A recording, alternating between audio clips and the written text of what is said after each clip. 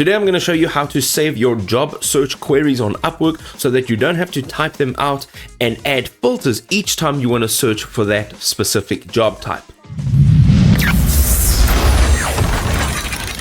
Welcome to What's Next. My name is Tyler and I'm a top-rated freelancer on Upwork. The focus on this channel is to help you navigate the ins and outs of Upwork and other job marketplaces alike. If you find this type of content useful, you can subscribe to the channel for more just like this video. Alright, let's get into it.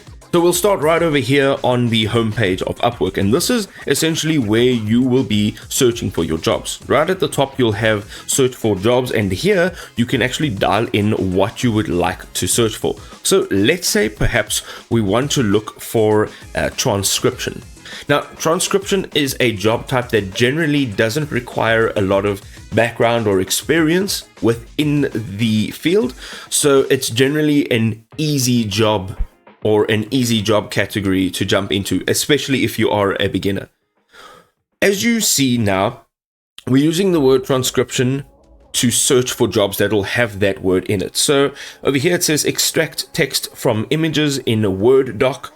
These are all the jobs that will come up with that word in the description, in the title, or even in the keywords or the hashtags that are assigned with that job post. So let's say on the left hand side you'll see a bunch of filters and categories.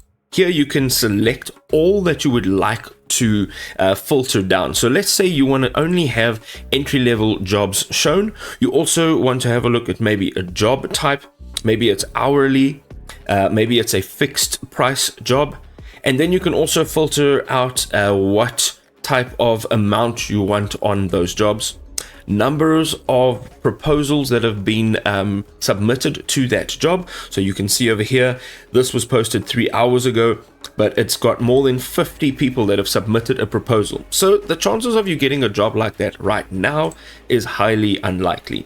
Not impossible, but highly unlikely. So as we go down, we can continue to set all the filters for this particular job search. Let's say the number of proposals we want to be between 5 and 10, and then client information.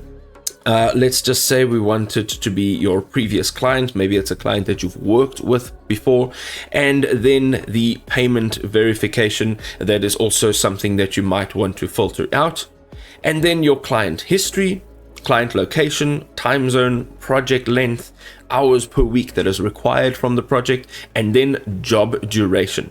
Once you've set all of these filters as well as added your job search description, you can go and click on Save Search right over here. Now, once you've clicked this, you can see that it'll say saving the search will save the query and all the filters that are currently applied.